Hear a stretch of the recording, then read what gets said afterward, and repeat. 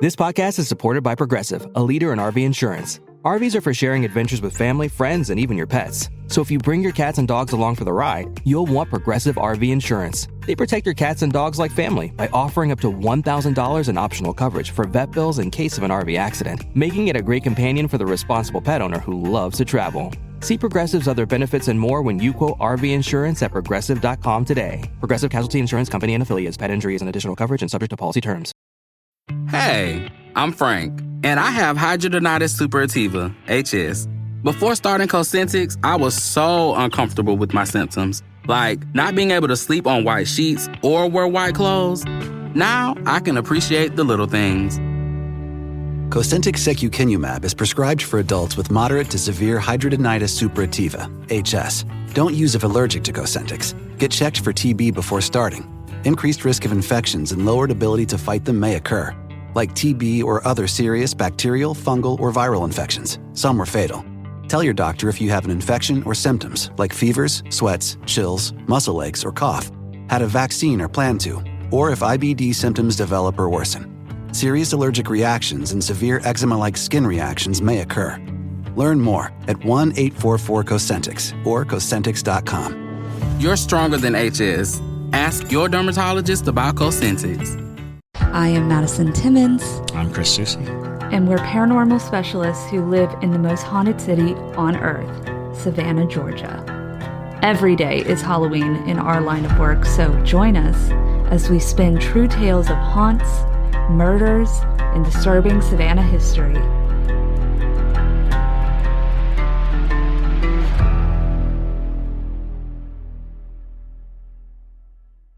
I'm Madison. I'm Chris.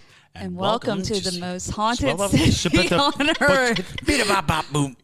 Hello, and welcome back to another episode of The Most Haunted City on Earth. My name is Madison Timmons. I'm Chris Soucy. And I'm JT Timmons. And today we have a very long-awaited episode coming to you. We have Colin Browen here from Paranormal Files, who was an extremely requested guest for the show. Oh, absolutely. So I know good reason. Absolutely good reason. So we're really excited to have Colin here. And we'll get right into the episode here in just 1 second, but I do have a few announcements for y'all before we do.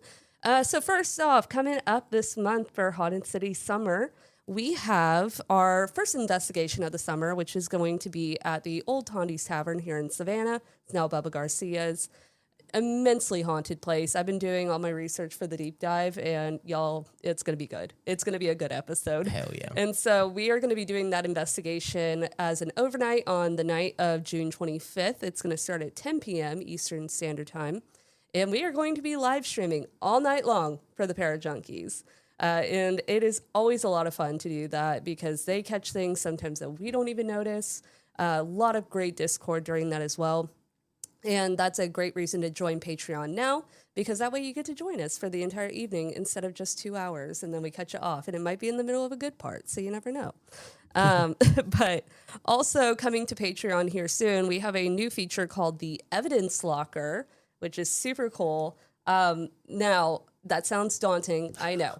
But hear me out. Okay, so basically what we're going to be doing, or JT rather is going to be doing, is he's going to upload all of the files from our investigations into a WeTransfer file. And he's going to have a whole tutorial on how to maneuver this on Patreon. But you'll be able to download the files up to like 30 days after we post it. And then you guys can comb through all the evidence and see if you find anything, which is always really cool. We love to get as many eyes on it as possible. Expanding the team. Exactly. And that is going to be a Patreon exclusive. So that's going to be awesome. We also have Ghost Earrings, and that is the acronym GHOST. That is our project that we are very quickly trying to get going by the end of the year. That's going to be the RV project where we wrap the RV, we head to all the haunted locations around the U.S., and we do all those fun things for you guys. And right now we have earrings that I make myself. They're spell jar earrings, completely handmade, various metaphysical properties. And we have a special edition ghost earring set. And those are live on our website now. And that is hauntedcitypodcast.com. So if you're interested, check it out. And with that, I think that's all of my announcements. Excellent. So I told you, Colin, it was a lot, but we made it through. But yeah, I was enthralled. You guys are You're way too kind. Like, I feel like superhuman when you're giving me that introduction. Like, that was You way kind of too are. nice. I mean, you're like one of the pioneers of, I guess, internet paranormal Certainly, investigation. yeah, enduring. You have the endurance, which speaks volumes to the quality, because many people have that flash in the pan or that spike, and then they dissolve. You Yeah. ran so we could walk. Yeah, it's really interesting because I've always been supportive of anybody at all who wants to do, paranormal research. If you want to do a podcast like you guys do, a YouTube like you guys film, do anything. But when I first got on YouTube, this was, 2015, so paranormal investigating wasn't even necessarily a thing. So I was lucky, honestly, to be one of those people because I remember consciously making the decision to actually do it seriously because no offense to, other channels that were doing stuff that were bigger at the time, but the kind of like serious I want to say like Ghost Hunters, Ghost Adventure style wasn't necessarily happening. It was just a lot of teams that had posted, like 8-hour raw footage that I'd look through and friends of mine that had made little videos. So I was really lucky with especially how my whole thing, played out where I was living in the haunted house and then my school ended up being haunted. And so that turned into the first episode of the show, which I honestly never thought that, 10 years later, I used to get made fun of in high school. Like people would call me names behind my back, like, oh, that's the ghost guy. Like, and it's just weird to think 10 years later, because this is the 10-year anniversary of my channel this year. I'd still be here. Like I said, going on a trip next week. We're doing some really, really interesting spots and some new experiments. But That's we can talk fantastic. about all that stuff. Congratulations. That's phenomenal. Thank you. Yeah, it's been it's not easy, I would say. I know you guys can empathize with that.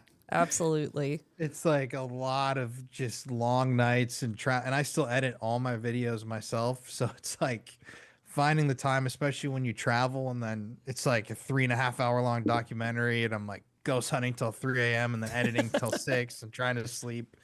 It's like, it's just so much, but it's rewarding. It's really rewarding. Absolutely. Yeah, and you have such an interesting story and how you started all of this. I know you just like kind of touched upon it, but I have questions. Oh, when it absolutely. comes No, to this. that's why you're here. Yes. So, okay, let's start off at the very beginning, living in your haunted house and how that experience was. Yeah, so I mean, it was a really, really bizarre. I was just talking with my whole family about this on our family vacation we were on last week.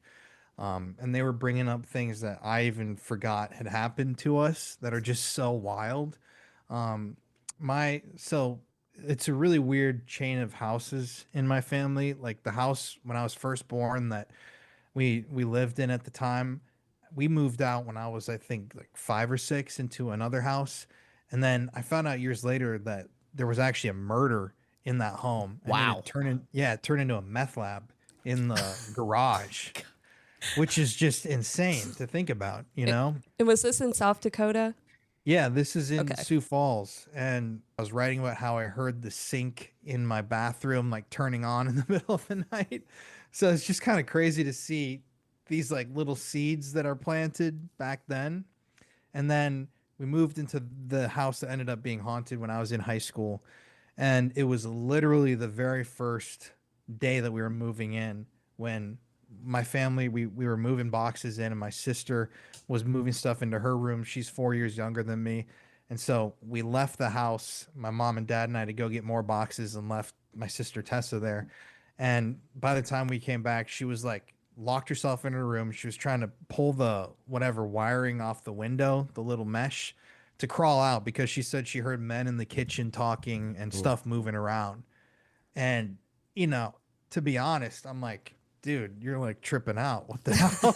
Like, Yeah. even me, like I love the paranormal, and my mom and I used to watch Ghost Adventures like every single week. So I'm like, I should have been tuned in at that exact moment, but it just didn't connect. And then as the months started rolling on, things just happened time and time again, and it grew weirder. And I've never seen to this day the type of things that I was seeing back then. Like, I have a very distinct memory of one night laying in my bed, and I just woke up, and it was like sleep paralysis, essentially. It was my first time I had it. And in my room, to kind of give you a visual, like there was my bed and then a lamp next to my bed and a little bit of space, and then this big window that looked out at some trees that were over here. And it was like a horror movie, like an exact visual from a horror film. The moon was coming, the light from the moon through the window, and I could see this man. It looked like, with not like a cowboy hat, but a very thin, round, which I later I've connected, like it's the Hat Man. It's type. Hat Man. You Absolutely. had a Hat Man experience. Yeah. And it just it was like in a horror film where instead of walking towards me, it was just gliding, like not making stuff like that. Right. Oh And my. at the last second, I was able to kind of break that sleep paralysis and turn my lamp on, and it was gone. And that still creeps me out. But it was really weird because my sister and I, our rooms were at the end of this hallway, and then there was like an open kitchen, living room area, and then my parents' room. And all of the activity seemed to focus on my sister and I at the end of the hallway. And she was even telling me the other day about, I don't even think she said this story in the documentary that I made, and I forgot that this happened. She had her laptop one night, it was completely dead, and it turned on by itself when it was shut and started playing like a creepy, she described it as a creepy kids song, like something that would be on YouTube. Oh, and when she wow. opened it up, it was off. And my sister is totally not like a paranormal person at all. Like, that's kind of like my mom and dad and I. She's in like the fashion world and does her own thing. So when she has these experiences and like talks about them, I'm very much, I believe her like 100%. And yeah, there's just so many little stories like that that were so wild. And long story short, because there's a lot that we could get into, but we had this family friend, her name's Donna O'Day, and I've actually done a few videos with her. She's a psychic medium in Sioux Falls and like family friends. And she and these two other psychics that she was friends with came to our house and did this walkthrough cleansing room by room, talking to whatever was in there. And she felt like there was multiple spirits, didn't really know where they had come from.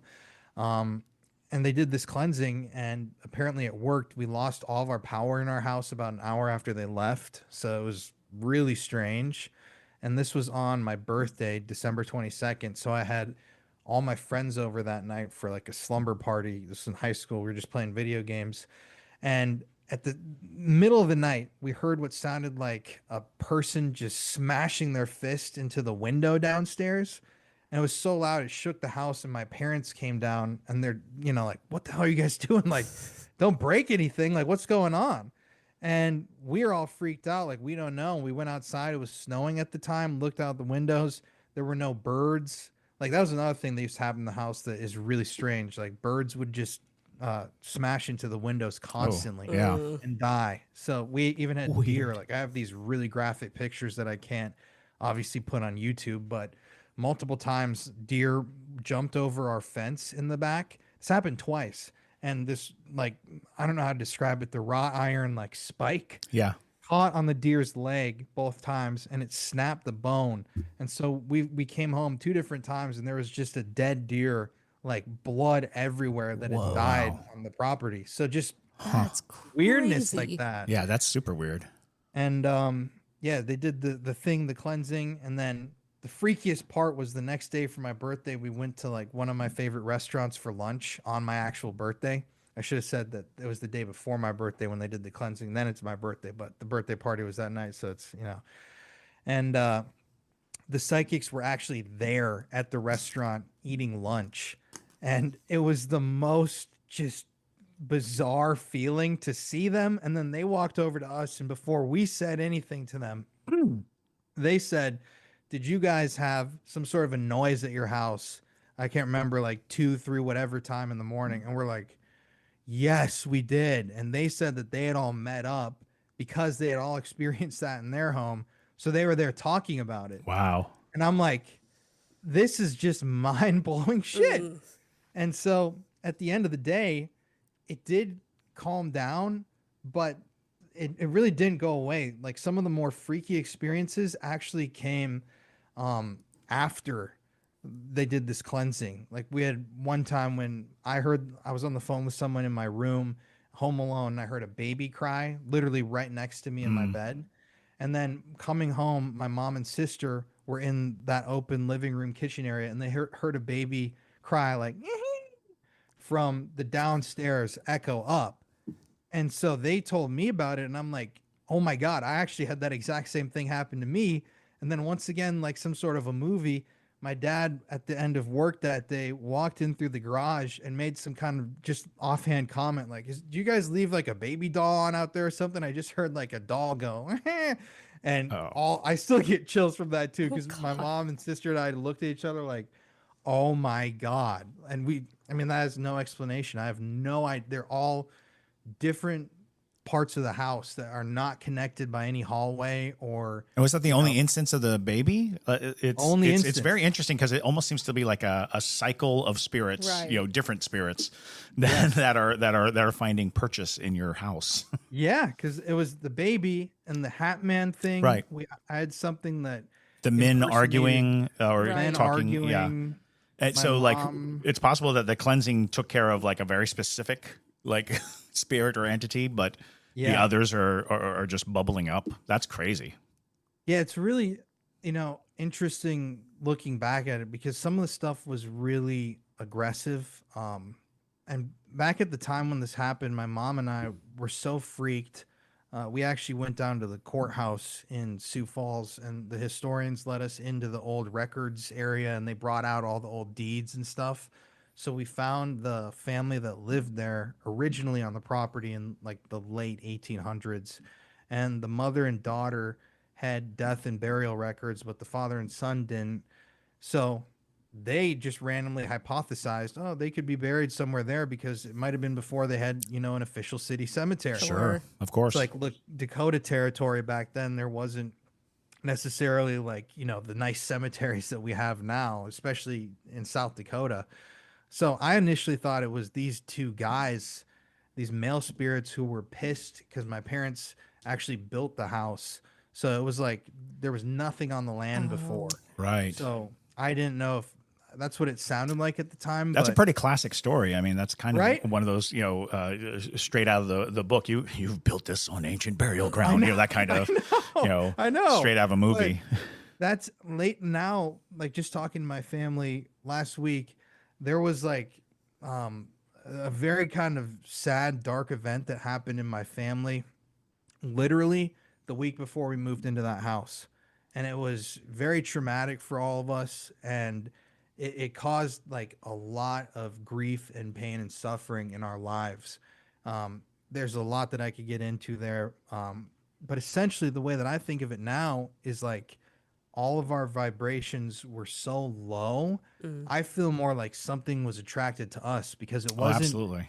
It wasn't a positive haunting. Like it was genuinely really, really scary stuff that was happening. So, and I don't know, when we did the cleansing, it didn't work. Like my dad, he heard someone run across that open kitchen all the way up to his door when he was home alone one night. He got a pistol out and was like walking through the house. He thought someone broke in. And that was, I think, like a year and a half after the cleansing. So whatever it was, I don't know, but it's kind of shifted in my mind when I really sat and thought about it just literally last week. I'm like, it took on a totally different type of meaning in my head because of, looking at it, and it's not like the settlers are, here and Right. they're kind of aggravated. It was like something was trying to frighten us. And the doppelganger thing, like I heard my mom's voice and it wasn't her. So that has always really, really freaked me out. And I'm like deathly afraid of potentially seeing or hearing something like that in the future because of how freaky it was back then. So yeah, that's kind of like the very short form version of what happened. And then, yeah, at that same time, I was telling everybody in school, and like my friends refused to come over to my house and they had experiences. It was this whole thing. And, the high school newspaper invited me to come do a ghost hunt at the school because I had like a Gauss meter and a couple like shitty little devices. Sure. And yeah, I went there. We investigated the basement. It was insanely active. I'd never seen, to this day, that video, I don't think I've ever seen quite a night like that one. So we went back with cameras, and I asked my principal, please, will you let me come film like a video here? And she was super cool. She let me do it. And then I cut it together, and we had a premiere in the haunted like auditorium in my school. Fantastic. It was really interesting because I started digging into it and asking like the faculty about ghost stories. And it's like all of a sudden I find that the AP, social studies teacher or whatever, that she had seen this guy floating by the window one night inside of the school when she's there alone. And there's this janitor who saw a man with no legs floating in the auditorium. And I got all these people to come in and do their interviews. And this one guy was so afraid he wouldn't let me show his face because he thought he was going to get called crazy. And then the other janitor was so freaked about going into the basement with us because I asked him if he'd join us. He was like drinking a little flask. He was like shaking, and I had no idea. No one had ever really talked about it. And so now when they have like lists of haunted places in South Dakota, it's so funny because Lincoln High School like pops up on those lists. Fantastic. So, yeah, it's like cool to think that we like interviewed these people and kind of chronicled this stuff. And I always wonder, if people to this day have things happen to them in there, because it's not like it was above. It was really all this activity was happening underneath the school, which was so like the school was built above this massive basement. So like the entire floor plan of the school, there was an additional subfloor that was like all concrete, pitch black, all these old chairs down there from like the 60s. It was super creepy. And yeah, that was the first video on the channel, and here I am today. Yeah, there you go. That's a wild story. I read about your story and stuff obviously before this, but hearing you say it, I'm just like, I am aghast. And there's something really interesting in the fact that you said it twice during your storytelling that you had never seen anything else like it because of those places. And we oftentimes talk about how rolling up to a haunted place and doing a overnight investigation is not the ideal situation. It doesn't give you as much access as you have, but living in the house, going to a place where you go every day that you're familiar with, that your energy and the energy of the building are kind of associated, that makes a huge difference. Just kind of showing up to a place cold to find spirits, it's a different game entirely. And so like, you find that if you're really familiar with a place or you have a place that you have some kind of connection to, you oftentimes have that more meaningful interaction and your evidence seems a little more weighty. So yeah, do you find that you need to strike that personal chord when you're doing investigations in order to get that, oogity boogity feeling? Imagine this. The best pasta sauce you have ever tasted sits abandoned on a plate. Wasted sauce. That is a tragedy. If only you had used Barilla al Bronzo pasta. Its bronze-cut texture holds your sauce and scoops up every last drop. The Italians call that scarpetta. Capture sauce the Italian way. Barilla al Bronzo. Click or tap the banner to find out more. Choice Hotels get you more for your money so you can maximize any road trip. Like these road trippers making waffles and eating fresh fruit in their natural habitat. The breakfast area at a Comfort Inn. I just love seeing a vacation maximized in the wild. Check into more. Book direct at choicehotels.com. Yeah, it's really strange. Like I've investigated, some of the places, I've talked about this many times, like, oh, this is the most haunted place in America. Like Eastern State Penitentiary, they don't do ghost hunts anymore. It's kind of a strange thing that they stopped doing them. Right. But when I went there back in 2019, I had the whole place to myself with one other person and then the security guard. And it was like the most quiet building I've ever been in. We didn't get one EMF hit on any of the meters, not one REM pod hit. not a single EVP, not even like a little tap or anything. It was just like so dead. And some of these other places that are lesser known have just been so frightening. And then even for me, I know that the Sally House is a super popular location in the paranormal that a lot of people go to, but I've been there 3 times now. And the first time we were there, it was just, kind of it's weird with that place because some people think it's like not haunted at all. Like they're like, oh, dude, it's not even freaky. I've talked to people who like didn't have anything happen to them, but the first time we went, it was that kind of just horrible vibe. And we got some stuff on like the Estes and I think a couple REM pod EMF hits.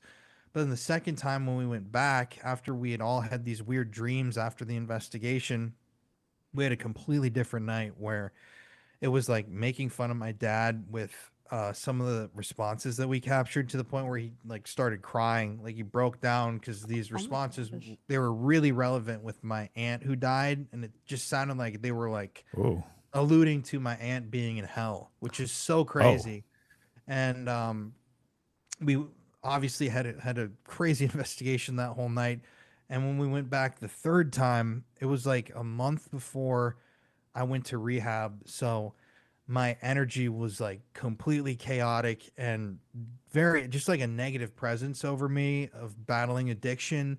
And it was so wild. This time it was physical. So we had ping pong balls and like different balls of different shapes set up on the stairs. And we had, I think, 3 of them knock off at different times. Wow. Like 20, 30 minutes apart.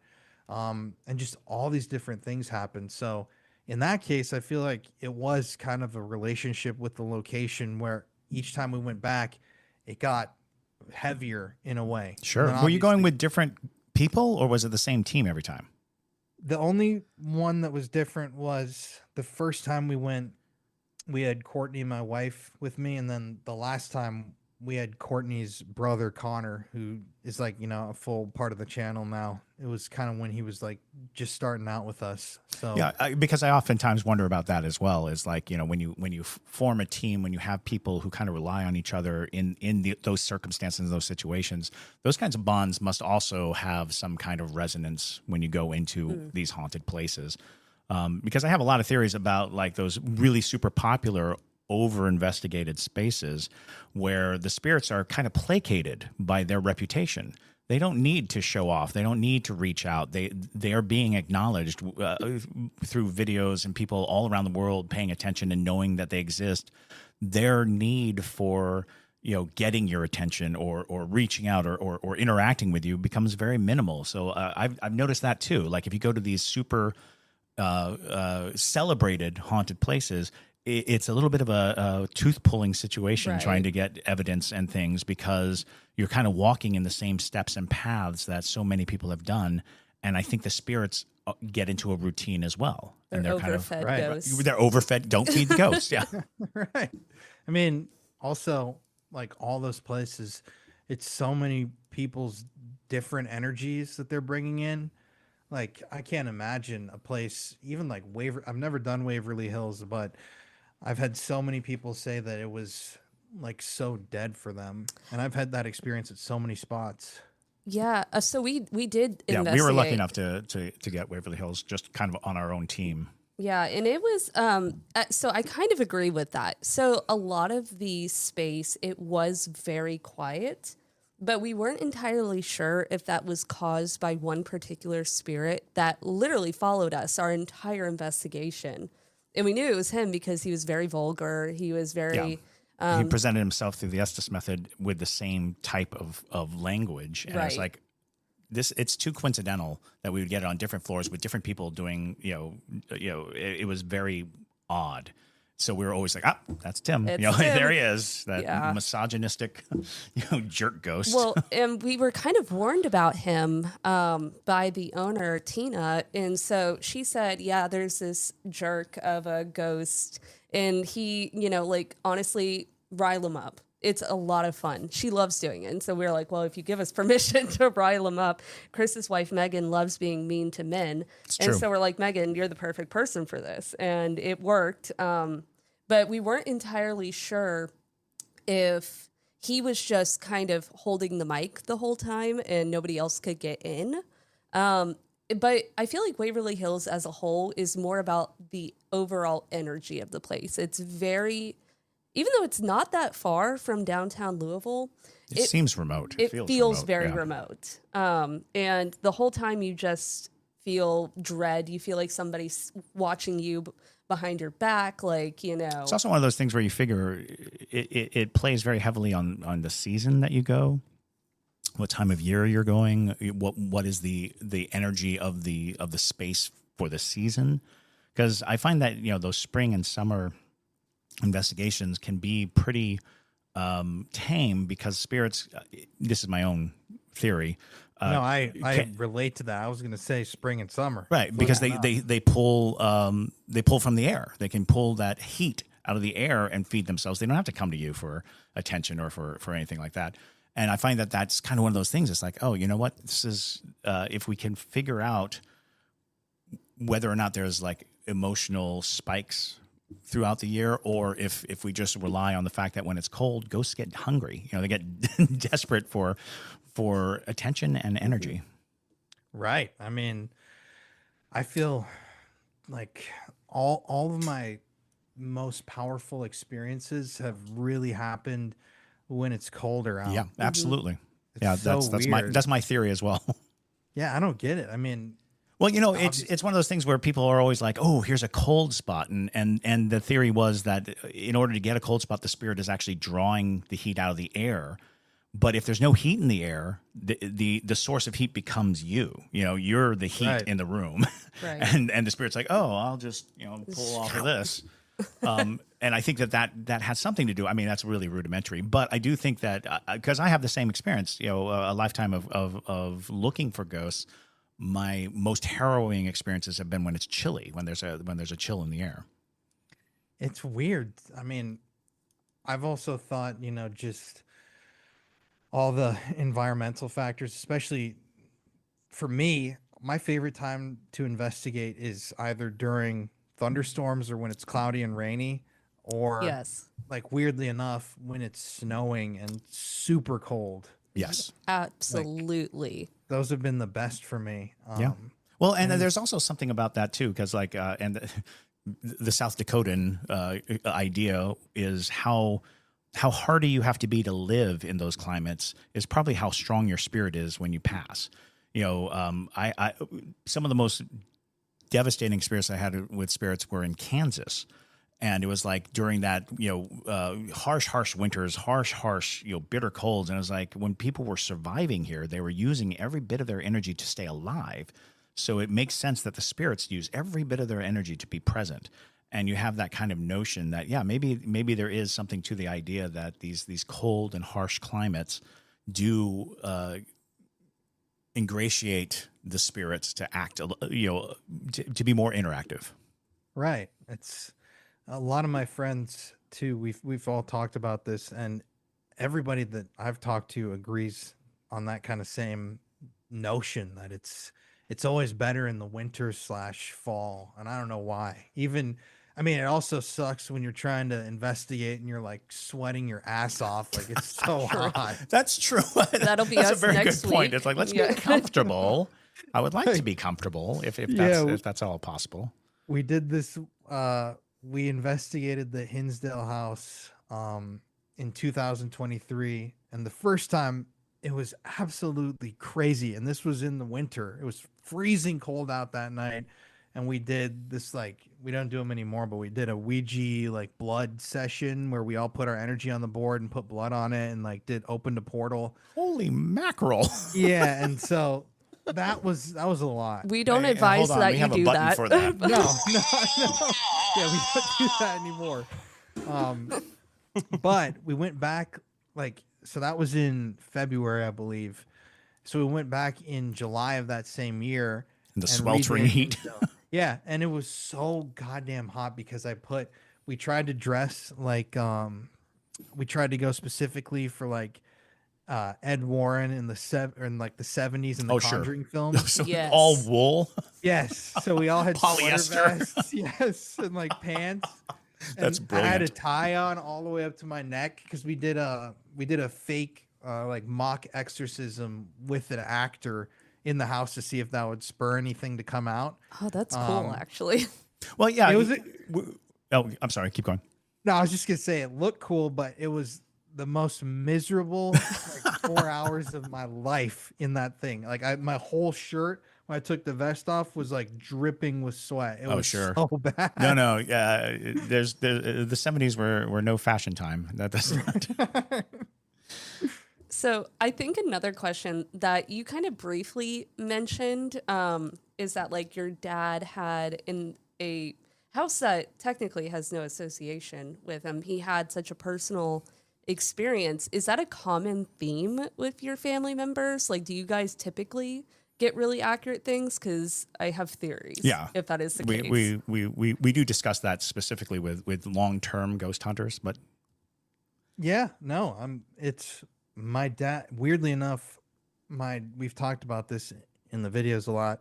Like when my dad started coming with me to do these investigations, he wasn't as connected, and as time has gone on, he had a really weird period of about a year where, not even like in a paranormal investigation sense, like he'd be walking down the street and he'd call me freaked out because he saw like somebody behind somebody and would stop and tell them that he'd seen this person, and they'd tell him, oh, like my mom just died like 3 days ago. He actually was having those things Wow. happen oh, to him, fascinating. which he doesn't have them anymore, but it's one of those things that's so kind of bizarro, outlandish that you don't want to put it in a video because people are just gonna say, oh, he's just making that up. Sure. But he was really having those things happen. And then on my mom's side of the family, we have ghost stories from like 100, I think, years ago, from when my family came over from Norway, like my mom's side of the family. And they like had these different stories of actually seeing like my grandma, her sister saw their mother in their room one night, and she was just sitting there like staring at her, and then she got a phone call that in Norway their mom had died that night. So this is like a thing in my family that we have these kind of like familial ghost things. And then even my sister, when my grandma just passed away 2 years ago, my sister called my mom and I freaking out because she had, like, about at the exact time that my grandma died, she heard this tapping on her wall in her apartment in Dallas, Texas, just like so random. And it grew into this like thing where her bed was kind of shaking. And then she called my mom, was freaking out, and my mom had just gotten the call that my grandma died. So it's really weird. I don't know what's going on with my family, but it's also the same with Courtney. Like we could get into that whole thing. She has this really insane like psychic capability. Same with her whole family, where she'll be able to predict. Like this is so freaky. The other day she's writing a book right now, which is like a true crime like novel, and this is so you can't make this up. She asked me early in the day when I was working, like, "Hey, what's a name that I should use for a character?"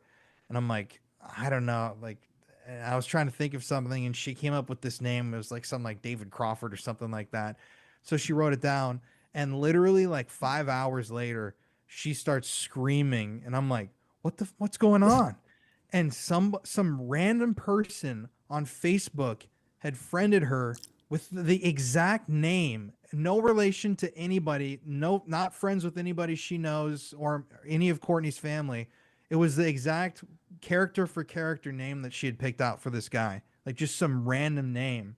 And so, yeah, that's like, That's we were insane. like, I don't know how that's possible, but it's so creepy. You know? That's amazing though. And it suggests that there's, you know, this incredible pool of psychic energy just sort of in and around your family, Yeah. you know, that, Right. that you're specifically suited for this pursuit. Yeah, I've been told that by not only multiple psychics, but it was really interesting the other day because my favorite band is Typo Negative, like 90s goth metal. Right. And I was wearing this Typo Negative shirt in a video that I just posted, and somebody commented, "Are you Typo Negative blood? Like, look into this link." And I am Typo Negative blood, weirdly enough. So I looked into it and I'm like, oh my God, it's all this stuff about being connected to the astral realm and a bloodborne, Oh, sure. paranormal Yeah. person, which I had never looked into before. And I'm like, damn, that actually makes sense. It's kind of weird. Yeah, I've heard theories about that, like your Oh, yeah, the blood type type, yeah. makes a difference, and it is so interesting. So maybe now that you know this information, you can see if you have like an uptick of experiences now that you know the information. Right. But that's crazy.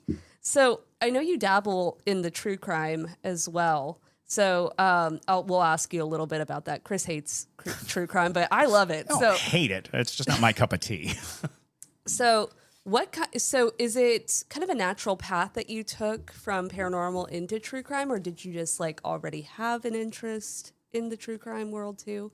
Yeah, I've always been like really I'm at the end of the day, I'm a huge history nerd. So that's like I just read constantly and I'm always reading about whatever the history of this location, then reading about this criminal story, and it was like that for years. And so when Courtney and I met and then got engaged, she was listening to true crime podcasts all the time, and I'm just like, I have all this podcast gear because I tried to start a paranormal podcast and it just failed. It was like no one listened, and I gave up after 5 episodes.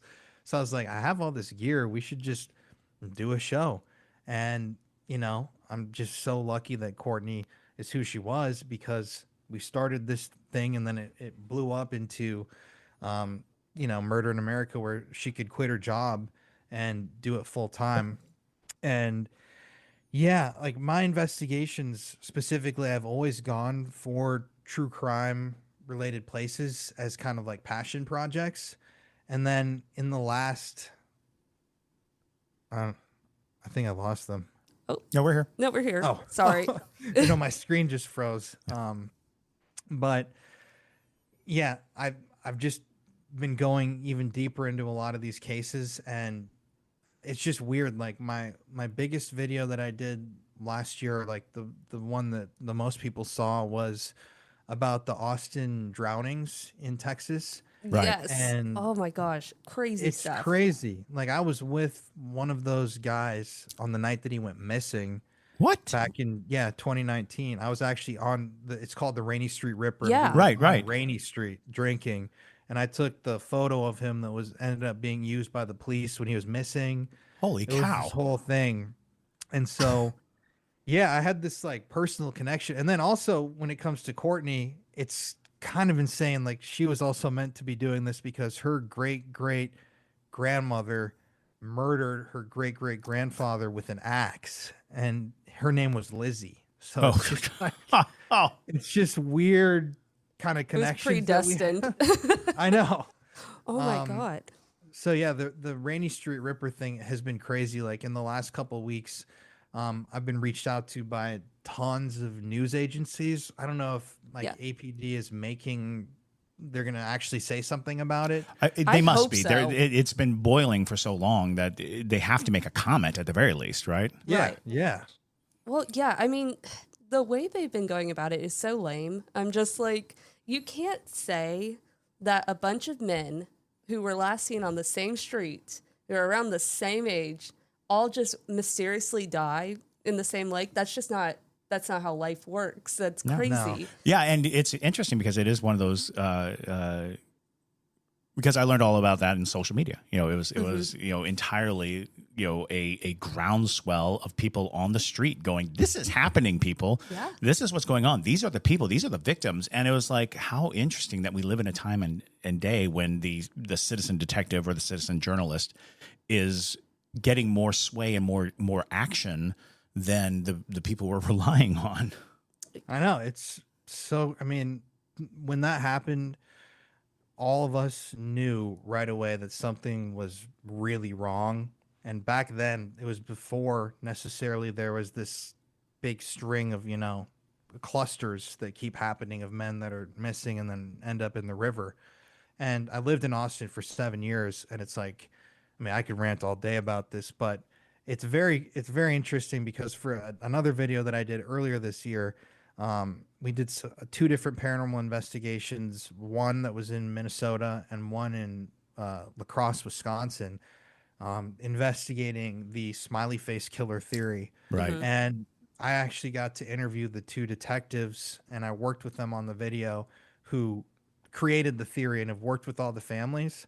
And the cluster, like specifically when it comes to La Crosse, Wisconsin, I've been telling like any reporter essentially that has called me, I tell them, if you write about one thing in your story, just write about, you know, how similar these things that are happening in Austin are to what already happened in La Crosse, because it's the same things where it's these young men, they're the same age, dying the same ways with these weird inconsistencies. The parents are saying this wasn't accidental, this wasn't a suicide, like he's got contusions here and broken bones and something's missing, and they just get ignored. And then, you know, as time goes on, people just kind of forget about it. It's like, especially in Austin, I mean, they're not letting them forget about it in Austin, but it's one of those things where, you know, if the police don't acknowledge that at least something's happening, it'll just fade away, and all these families are kind of left with, you know, well, what the hell? Like, no one listened to me.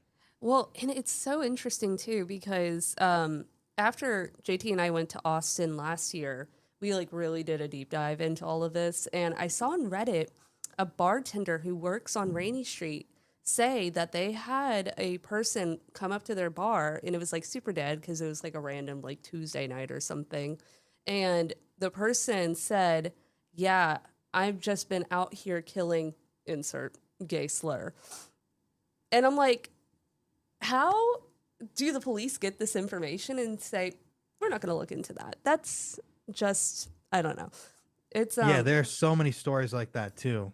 Just in that case of people that have seen this one weird thing and they try to tell someone about it, and it's just like, the thing just disappears. Or even like on Rainy, on the night that Martin Gutierrez, one of the main kind of people that they think was killed by this person or group, it's like security camera footage goes missing and things are glitching and not working. So it's it does become very conspiratorial, right? You know, because you're like, how can this happen at such a scale without there being some compliance from, you know, multiple players? It's a terrifying, you know, aspect to really consider, but it's also one that I think is rearing its head because there's all this notion that this type of activity might actually be a lot longer and a lot more, you know, frequent than we think, which is network killing, or, you know, a group of killers, or things like that. It's like there's even the John Wayne Gacy may have been a part of a network of killers rather than you know, just the singular thing. And it's like that's incredible to think about. But you know, serial killers are relatively new to our crime knowledge, like what we understand and know, and it's kind of limited. It's like just from the 70s on have we really been categorizing them, and we've been doing it very narrowly. You know, anything that falls out of the MO that is, you know, acceptable through profiling, we just call it an anomaly. It's like, well, those aren't anomalies; those are actual clues. That's evidence. That's, you know, that's something maybe beyond the very narrow field we've put them in. So yeah, I wonder if we're not right on the verge of learning, oh, by the way, there's something else. There's something else. There's a serial mass killer. There's a serial, you know, there's a such a thing as a group serial. You know, these things can be, you know, they're not mutually exclusive. It's not always going to be one lone nut. You know, and because we only think of them that way, right? it seems like, you know, it's that suspect X concept where they're like, oh, there's, you know, we imagine it's a trucker, you know, it's just a guy who randomly picks people up. It's like, well, it could be just a huge network of people. And they're just, you know, comparing notes. They, you know, have a secret club that they go to and they get together. And it's like, that's terrifying to think about. Not the murder club. You know, good old murder club. Do you have to pay dues? That's like my, you know, when it comes to true crime, a huge thing that I've been like digging into for the past year and a half. And I've been doing this on TikTok for years. So it's not like a new kind of thing for me, but is specifically child abuse rings. Oh yeah. And absolutely. It is like this project that I was in India for. We were actually tracking this guy. We had a whole crew. This is like a documentary series that we filmed, and my good friend, who's a published true crime author, has been like writing this whole thing as a book and researching. We've been working on this project since January, and it's like on paper in the United States, this guy is seen as, you know, kind of a lone wolf who operated this smaller network in America. But we went to Amsterdam, Germany, and then India, and interviewed tons of people. That this guy actually, he escaped America, essentially. He had this island in Michigan, and when the FBI was cracking down on him, somebody called him and tipped him off. He was a billionaire, and he flew off of this private island, and that's officially where the story ends. Like, he just got away, and he didn't hurt anybody else. But we've uncovered like a incredibly vast network of criminal connections in Europe, where he was actually really good friends with a politician. And we have photographs of him in India, and I'm sitting there in India in the small village of Malbazar, which is like the middle of nowhere in India, interviewing kids that were actually molested by this guy. And he was just out here in the 1990s in photos. They all know his name. We blew up pictures of him and said, "Who's this guy? Like, can you tell us?" "Oh, that's Frank."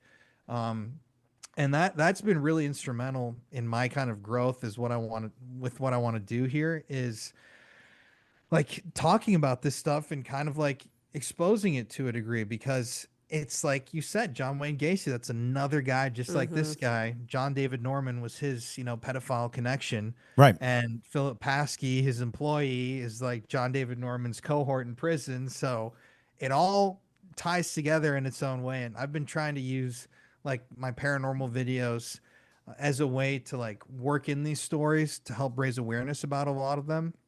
And it's been so incredible. I've had like so many people reach out with like, not only saying that they're like really glad that, not to like, you know, toot my own horn, but that we're talking about it and offering to share their stories. That's been the most powerful. Is when we were in Germany, we interviewed this group of women who have an organization in Germany which helps women who were sexually abused when they were younger and young adults. And so they're all victims and survivors of sexual abuse.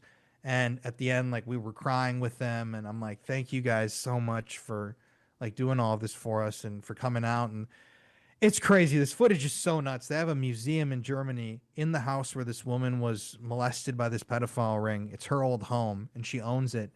And it's filled with mannequins depicting what happened to her, floor to ceiling. It's like the most horrific place I've ever been. The Germans are unflinching about Unbelievably. exposing when you know, the horror, because they're like, if you don't look at it, if you don't face it, you can never address it. And so, Look, that's amazing. That's incredible. I'm going to grab this to show you. Here's Polaroids.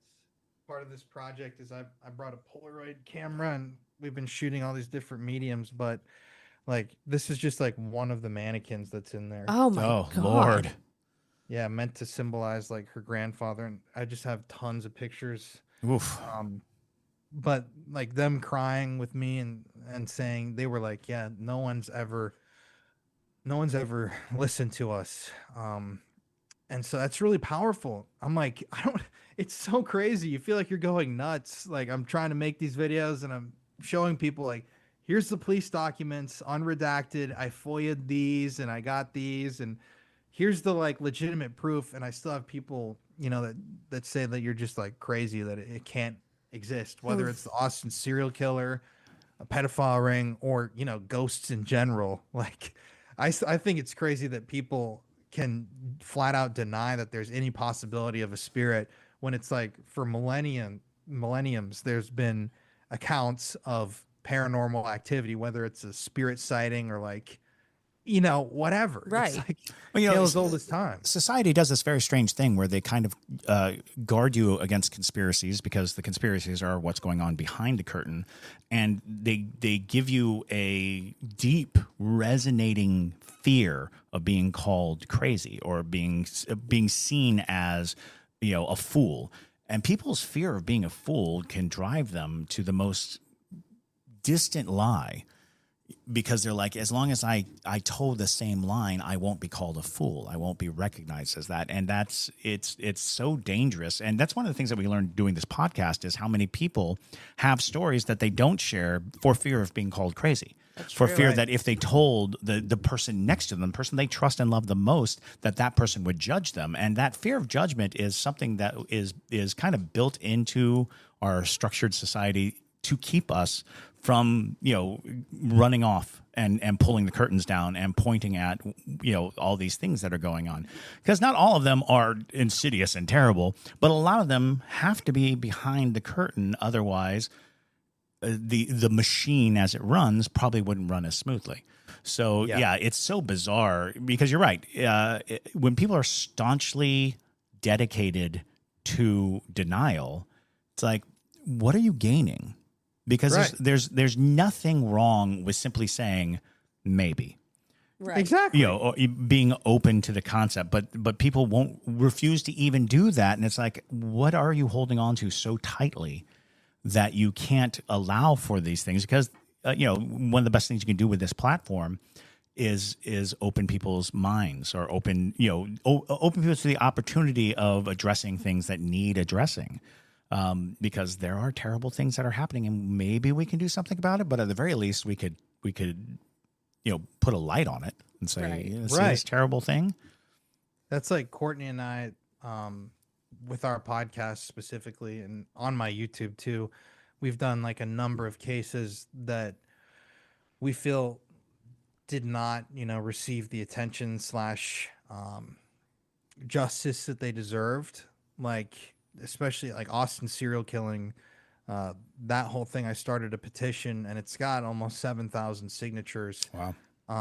And so that's like why people keep finding me, is because I started this petition. And then it's funny, like I was looking at news articles that were posted like last week, and they're all like talking about, this petition, and they use my words from the petition, but they refer to me as like the man from Austin. I'm like, dude, just say my name. Like, it's funny that they skirted around it, but it's really, it feels so nice. Like there's this one thing that I've always been kind of really against is like Confederate flags and like racist bullshit. I've never had a tolerance for that, and I've been very, very vocal about it in my videos, even investigating like old Civil War locations. Yeah. Like I'll always take the time to like bash the Confederacy, because that's just like, it's like, that's what we should be doing, Right. Again, you have to expose the very bare truth, so that because people can romanticize almost anything, and the fact that a good portion of the nation was allowed to romanticize what is fundamentally just wrong. There's no defense. It's not a defensible position.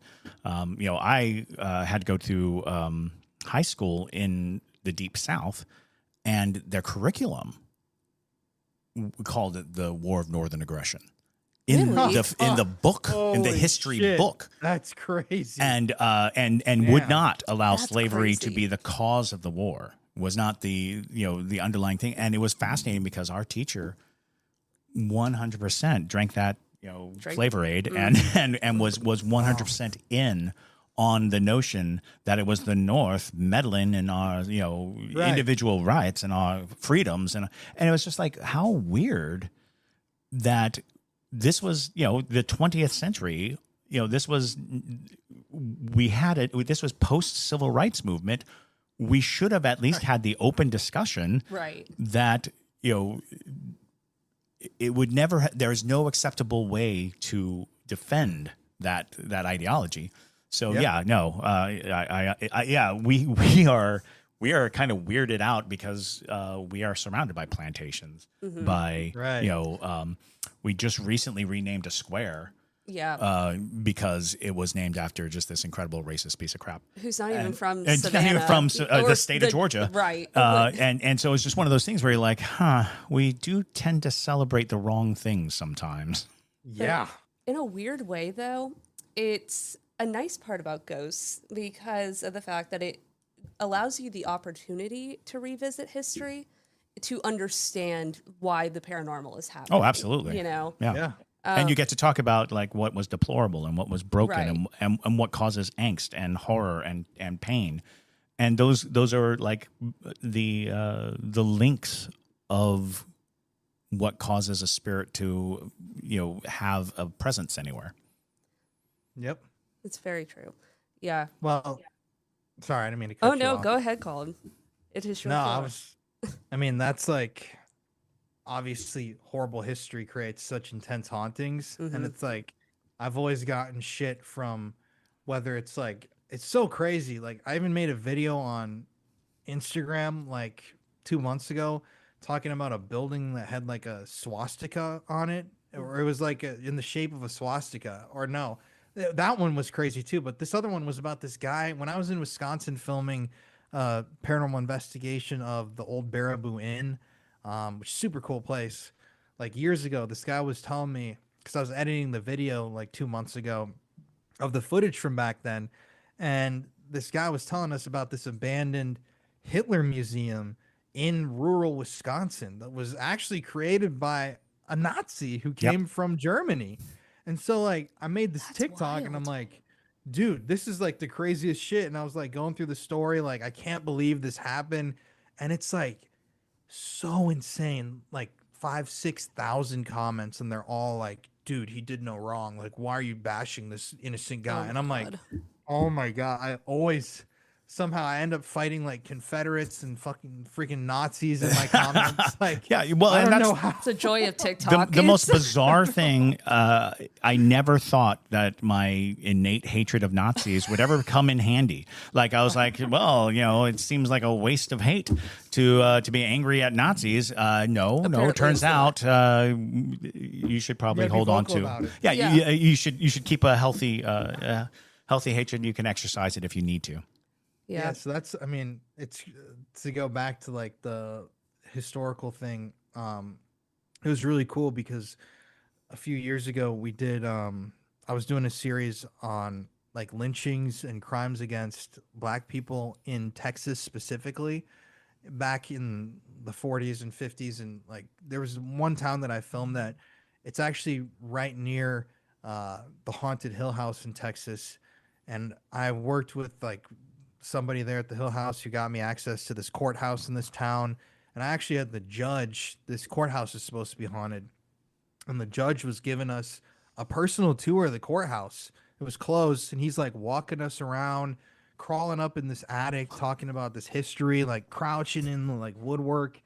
And then at the very end, in an offhanded comment, he said to us like, oh yeah, and then there was this lynching here. And they cut the men down and put their bodies in this well. And yeah, the thing is they just paved the road over it. So it's actually right there. And, I'm like, what? Like there's no monument to these people? No. That's insane. Yeah, I thought he was lying or like just making something up to, right, for the ghost give story. Us a little thing. And so I asked another worker who was there, like, is it true that there's bodies under the road right there? Oh yeah, you mean the 3 people that were lynched? And she's like going on and on about it. And there's a Confederate memorial right next to it because it's town square in Texas. And no marking that these 3 men who were murdered are actually their corpses, according to them, are there. And so I started a little campaign. Like I was on TikTok and I talked about it in my video. Then I get a call saying that the actual judge of this county needs me to shut up about it. Because like he says he's getting threatened by somebody and it turns into this whole thing. And I didn't delete the video because I'm like, there's no way that that's true. And nothing ever happened.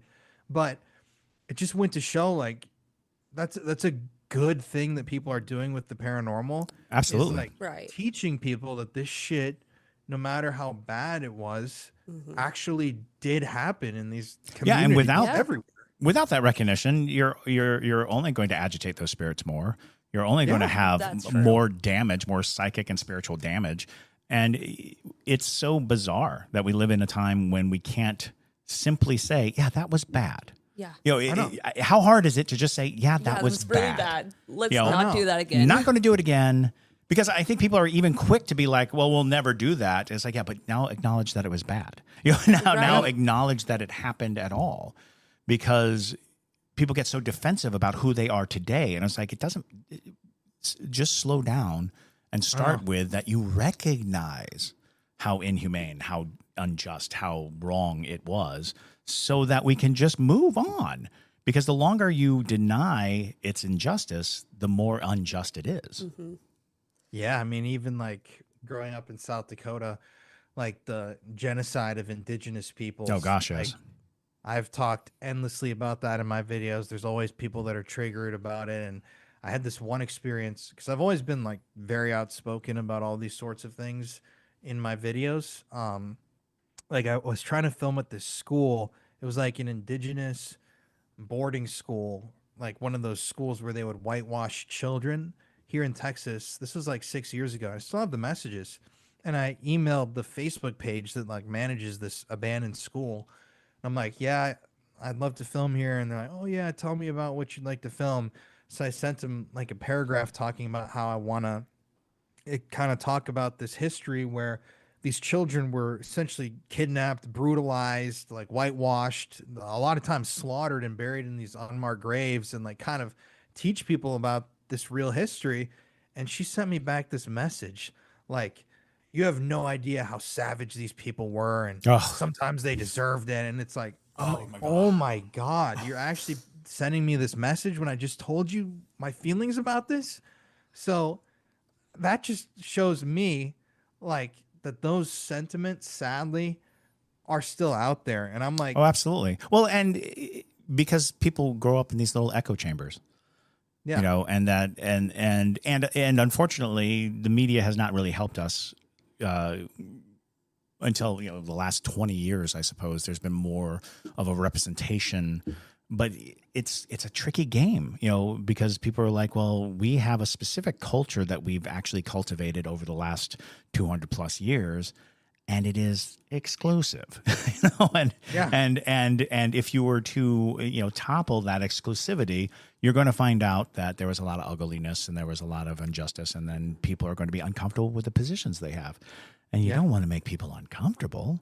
So yeah, it's well, one good thing to state here is that when I was doing that lynching project that I was working on, I came across a story in Waco, Texas. I mean, it's not good. Like, the story is horrible. It's called the Waco Horror, and this poor guy was accused of a crime. His genitals were cut off. He was burned while he was hanging. People took parts of his body and sold them as souvenirs. Could not believe that I'd never heard of this.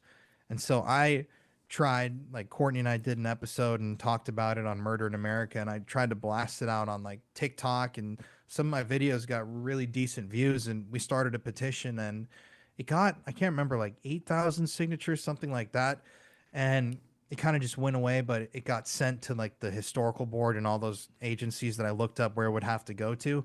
And then I saw that a year afterwards, no one ever told me this, but they actually did end up putting a historical marker there to memorialize this guy in this event. That's fantastic. So, that's great.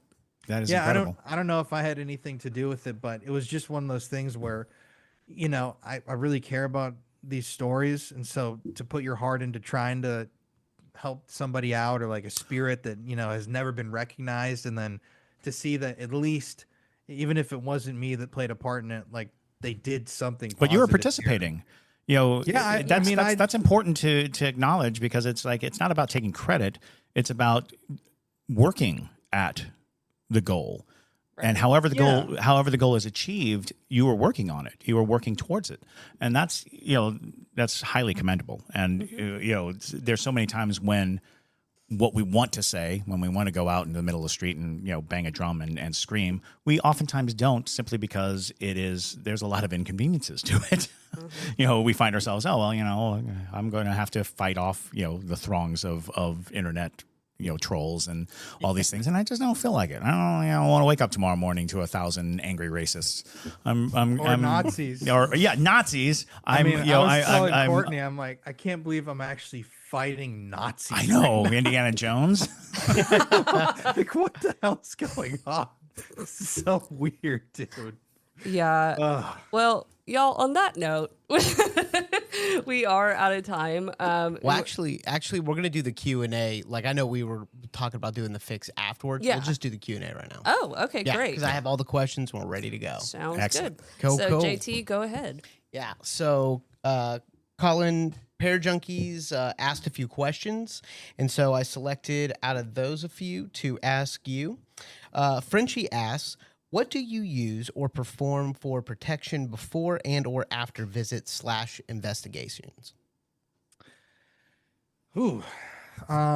Honestly, I do not do anything specific. Okay. I just focus on keeping a positive energy kind of mentally and physically. Like, I went through a very, very powerful thing in rehab when I was there. It was like the most spiritual experience that I've ever had, where I was conceptualizing what I thought a higher power was, and I never like tended to believe in one, and I was kind of very anti that, and in ways I still am, but the higher power and like God thing, I had this experience where I wrote down in this journal that it was a butterfly the first day I was in rehab, and I had seen it during this hour-long meditation, and then when I was leaving rehab, the very last day, a butterfly flew out and landed on my shirt when I was walking to leave. Oh, wow. That's was wonderful.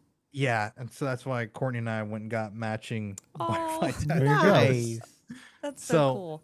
yeah, the whole thing though taught me about, more so connecting with something, whatever you feel like you conceptualize it as, and just covering yourself in white light. So that's kind of just Cool. the way I go about it. And I have this Ankh necklace, which I wear every Nice. day, which is hilarious because now on my conspiracy channel, I have people that are like, oh, he's a Freemason and he's putting it in your face. And I'm like, dude, I've been wearing this thing for like years. It's because my mom loved ancient Egypt. Like, it's Sure. not that deep, man. You don't have to be a Freemason to like Egyptian history. So Facts. yeah, You would pick something a little more, off the beaten path than the Ankh. right. I know, right? It's like, yeah, if you can buy it at Disneyland, it's probably not going to, Yeah, right. Right. All right. So on to the next one. There are 4. So for the second one, Madam V asks, which investigation has had the most impact on you? That's a good one.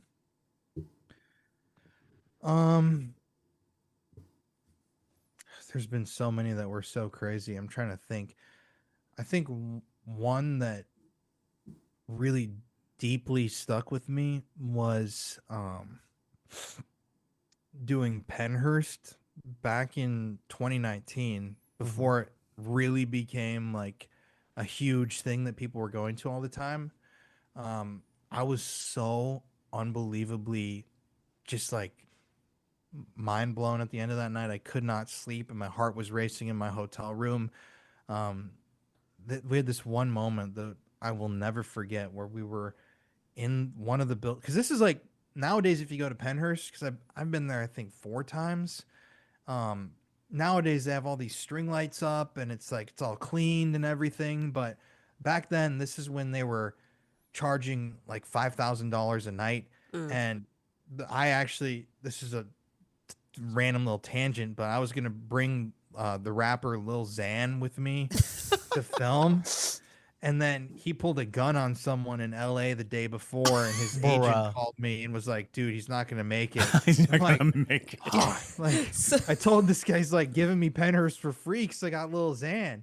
And so I showed up and he's like, yeah, you can still do it, and I won't charge you. So it was just a weird situation, but it was like so pitch weird. black out there. And I'm like standing, the guy's name was Justin, he's a security guy, and I was with one other person, and we were in this room. I think it was the laundry building in the far back of the property, and it was a super loud summer night, crickets, like frogs chirping, like it was so loud you can hear it. And we're standing in this building about to start, and Justin, the guy, I think he said something like, I think I feel someone coming in here right now. I'm used to these spirits, like they're coming in. And literally like 5 seconds after he said that, every single bug and frog just faded and complete silence. No. Absolutely not. And I have the footage still. It's like it went from so loud that you wouldn't even notice it because it's just like so abrasive to like not one chirp or croak. And that was just the very beginning. And then that was back when there was like no one, like no administrative building or anything. So we were just, it was the three of us on the whole property. And then they had cops like circling the place. And at the end of the night, we were in the tunnels underneath, and we were hearing screaming, sound like a woman screaming from the end of the tunnel for like 2 or 3 minutes straight. And this Justin guy's like, dude, I've never heard this before. Like, I'm terrified to even go. I need to check if someone's like getting hurt or something. So we walked down there, and the moment we got to the very end of the tunnel where it seals off and they have like the mesh so you can't go into the buildings, the screaming started coming from the other end of the tunnel, like way down there. Wow. And at that point, it was like 4 or something in the morning. And I'm like, you know what? I think I just want to go home because this is like really creepy and I'm tired and sweaty. And so leaving that night, I remember just being so excited about being able to share this footage and like so just happy. And it really, not to say reignited my passion, but it was just one of those things where, you know, after, you know, investigating 4 or 5 times a month for 4 years, it just got me really excited. And I still think about it to this day. So that's incredible. Bit of a longer answer than you probably wanted. No, not at all. That's phenomenal. No, that is it. We love details. It's yes, we do. Yeah, you gotta talk about Lil Xan. Yeah. If you can throw in a little Xan reference, makes the story that much better. It's bizarre. That's so funny. Oh my gosh. All right. And do you have is that footage public? No, my ex-girlfriend is in it, so I had to take it down. It's a whole thing. Fair enough. Yes. All right. No worries. No worries. All right. So we get Grief asks, has a spirit ever followed you home from an investigation? And if so, what was it like and how was it resolved? Many, many times. I briefly talked about it for a moment. Sally House was really spooky because my whole family had dreams and just bizarre experiences. Courtney and I have had so many different things happen in not only like our house that we moved into last year. We've had a ton of stuff happen in here, but I have like a huge collection of items. Hopefully we're going to be starting a museum here in Houston at the end of this year. It's like awesome. My big That's project. So I think it's correlated to that. But what was I just thinking? The really crazy one. God dang, I just had it in my head.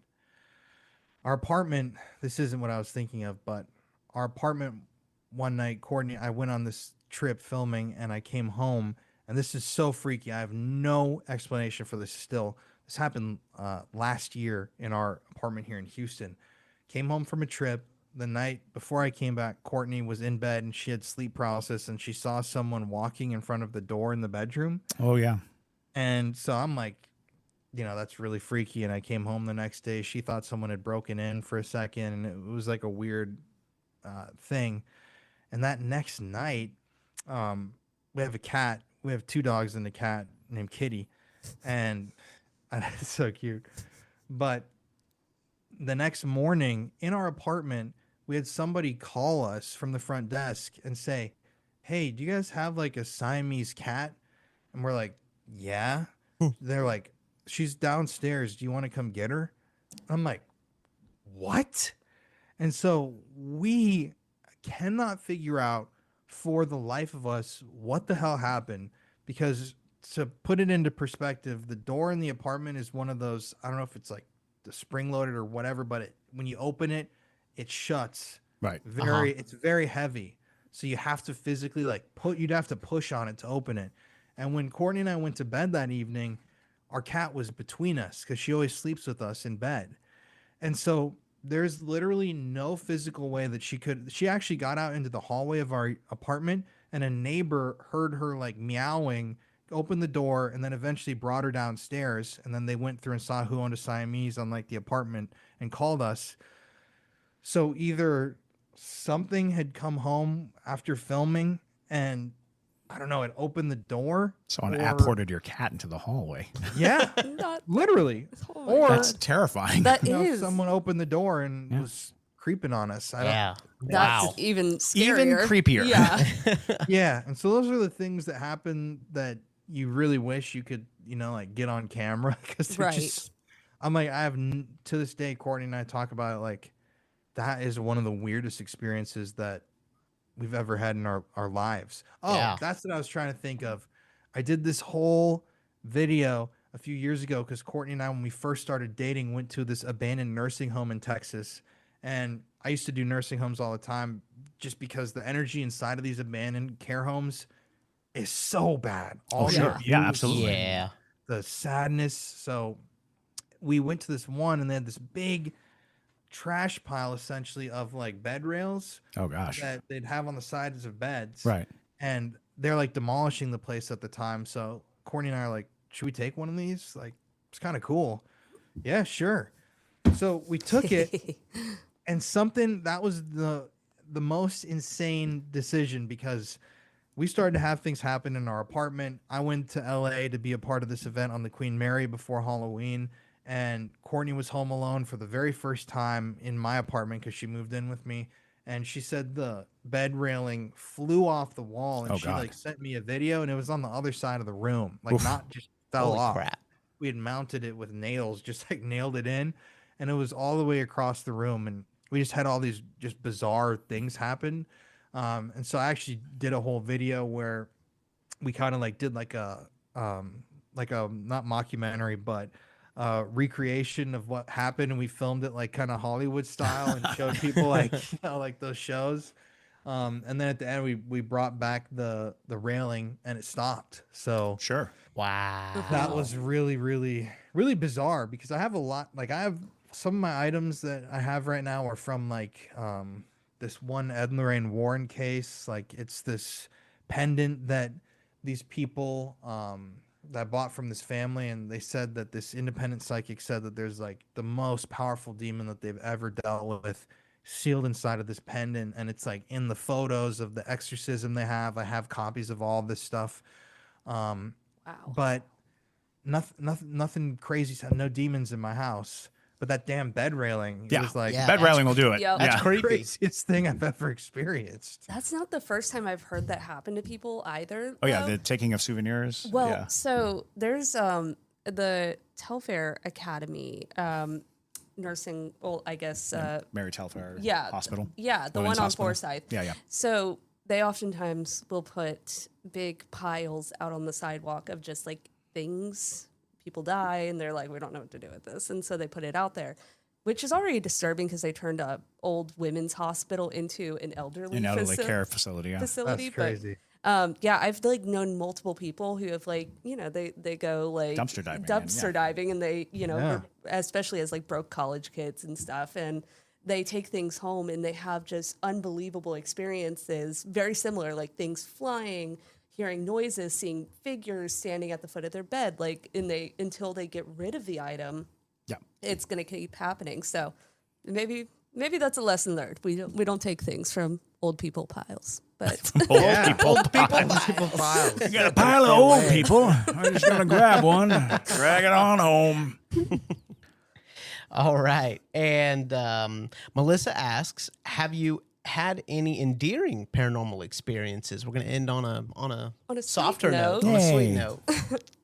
Yeah, I've had, I've had a lot of really positive, sometimes even really spiritual experiences, because a lot of something I'd like to kind of study more is, and like do videos about, are like paranormal experiments, because everybody, including myself, it's like I feel like for the most part for my career I've just gone to all these haunted locations, and like I've done a voodoo ritual with a priestess, and I've done the satanic thing, been to a black mass and did all this stuff, but so many of these experiments are so interesting, like the I forget the word that they would use for like the, not like telepathy, but all these psycho like kinetic paranormal experiments that they did in the 70s and 80s, like the Philip experiment. Oh, yeah, Yes.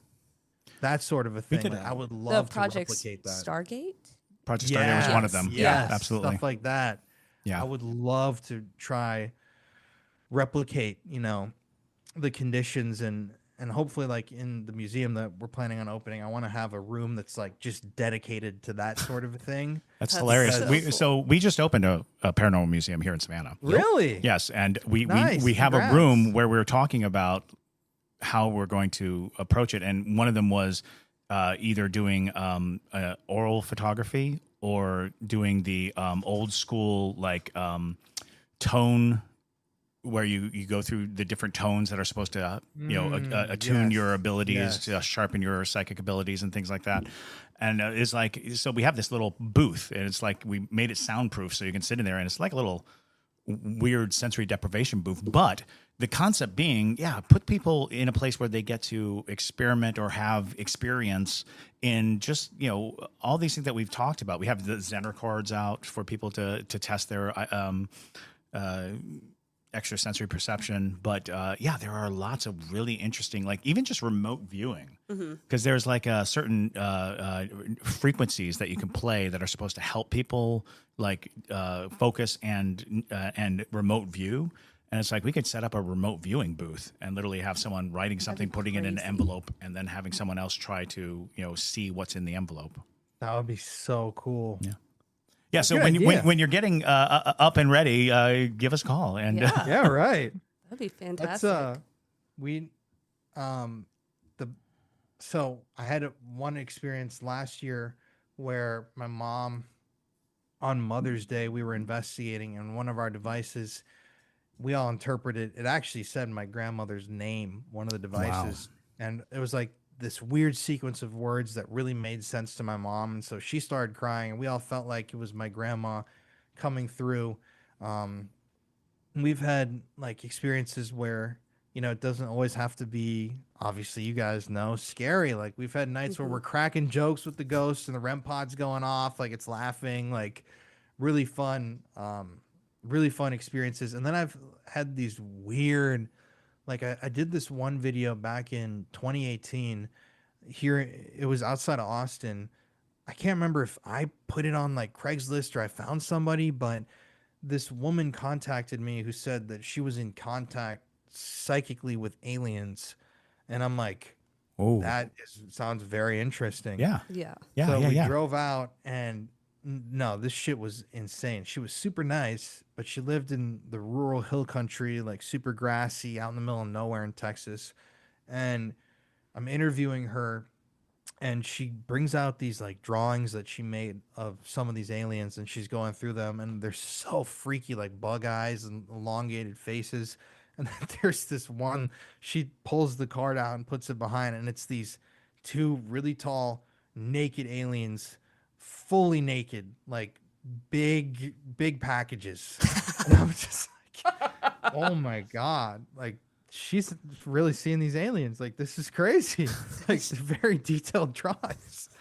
So she spent time. She focused. She focused hard. Yeah, it was not what I was expecting, but wow. We did a ceremony, not a ceremony, but her thing that she did to connect to these beings.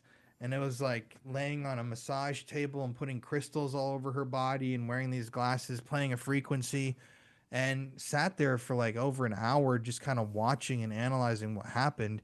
And we had some really bizarre EMF spikes that like whipped around the room to different devices. That's and weird. Then at the very end, she had a crystal on her forehead that had been sitting, like a big heavy crystal, like not a little wobbly one.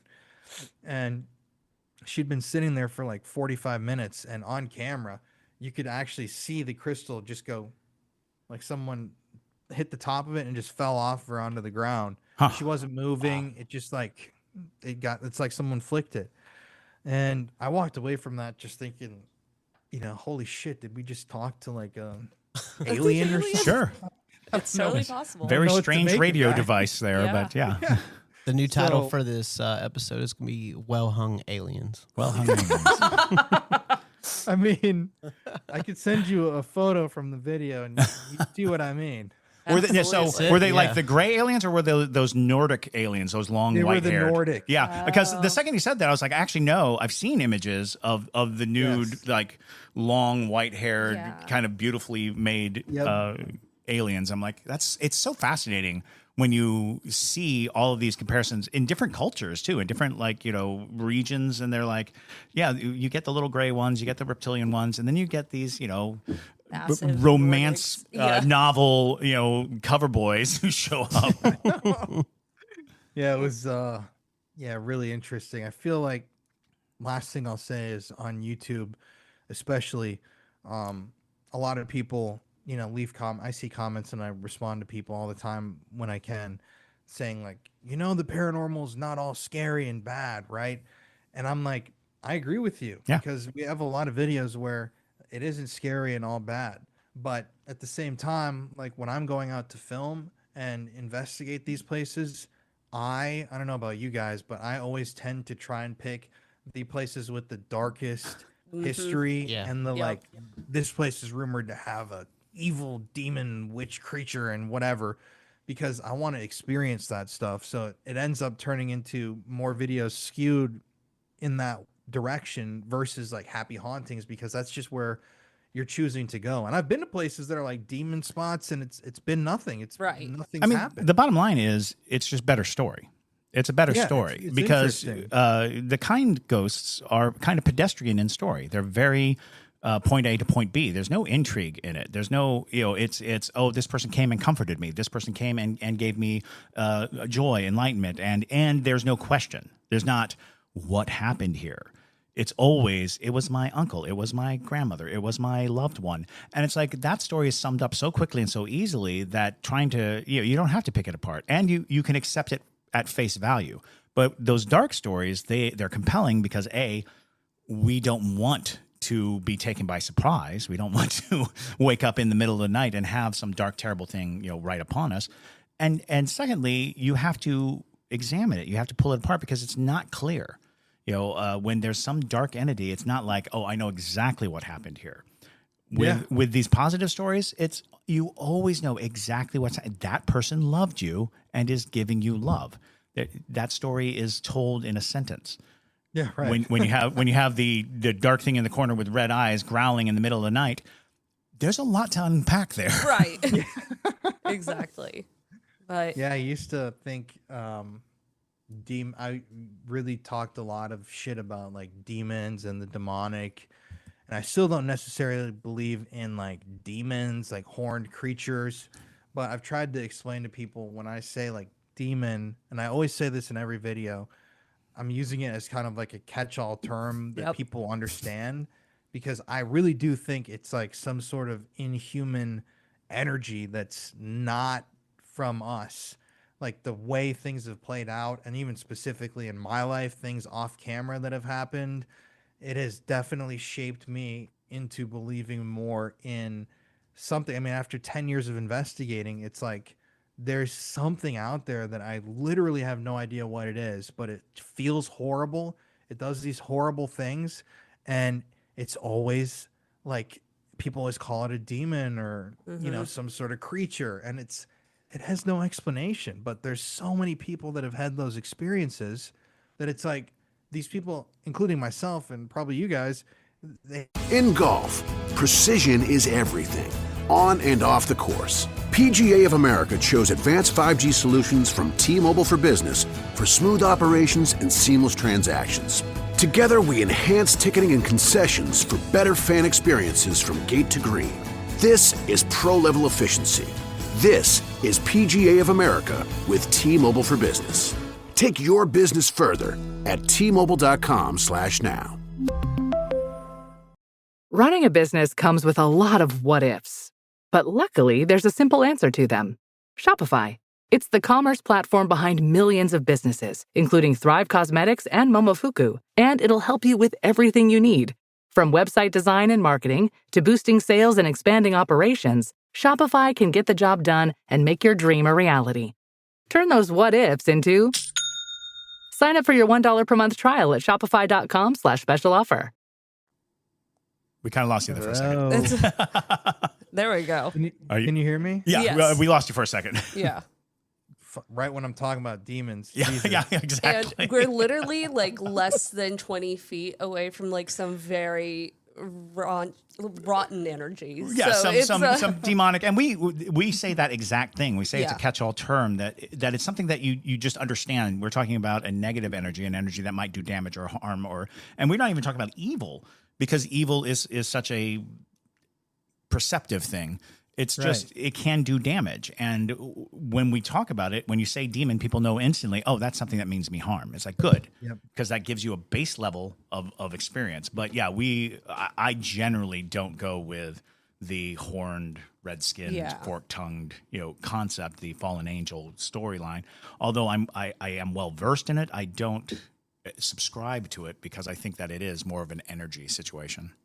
Yeah, I've seen lots of things that would lead me to believe that it isn't necessarily human, whether it's like dreams I've had or shadows that I've seen or like things that I've had thrown at me. That's not like a typical ghost. And I mean, we're way over time, but it's like I have so many thoughts about what ghosts are. And too, but it's just come like, back. Yeah, we'll talk again. Yeah, right. We could literally. Yeah, we'd love to have you back anytime you want to be here. Absolutely. So, yeah. Yeah, you guys just let me know because this was really fun. I Yeah, enjoyed yeah. it. No, it's always nice to unpack, Yes. and just have an open conversation. Totally. I'm sure you guys don't really talk about like Confederates and Nazis all the time either. So. Well, You'd we're be surprised. we're about to talk about a slave owner that's like pretty gnarly next week. So yeah, Oh, it's shit. Yeah. Well, this is like the warm up before the Yeah. really Right, horrible exactly. This is Yeah, the testing. next week we're definitely going into the dark territory of slave trade. Yeah. But well, thank you so much, Colin. We really appreciate you taking the time to chat with us and answer some of the questions of the Para Junkies. I know that they definitely were very excited to ask questions as well. So we really appreciate you. But Yeah, thank you guys for having me on. It's always an honor to be able to go hang out with some people that also care about the same things. And yeah, I've actually never been to Savannah, so You gotta come. Yeah. Gotta I know. come. I've been planning a trip. Like that's one of my goals this year. Is my dad really wants to come? So Yeah, absolutely. later this year we'll actually be there. So We maybe know of could a do haunted something. museum you can visit. Right. yes. All right. Maybe I'll have to come in and get some like some inspiration. Yeah, Totally. absolutely. Definitely. And, totally selfish here, but if you want to put an object on display leading up to your opening, you can actually have a temporary exhibit here, and it'd be like coming soon to Hey, Houston. Houston. Yeah. Yeah, I have like so much stuff. It's I hard believe to- you absolutely. It's crazy. And the funny thing is that we were having all this shit happen in our house, and Courtney's like, because we are gonna want to try to start our family in the next like year or so, however far out that is. But she's like, if we're gonna start doing this, like I don't want like some demonic like evil ass energy in here. Yeah, my wife will not allow haunted objects in the house, and that's why we have a museum. That's There you go. She literally That's like exactly what no happened to haunted me. objects in the house, and so my shed was just full of haunted objects. Yeah, and it was mine's in a like, storage unit. yeah, right now. exactly. I have the most haunted shed on the block, and so now the shed's empty. I can actually put stuff in it.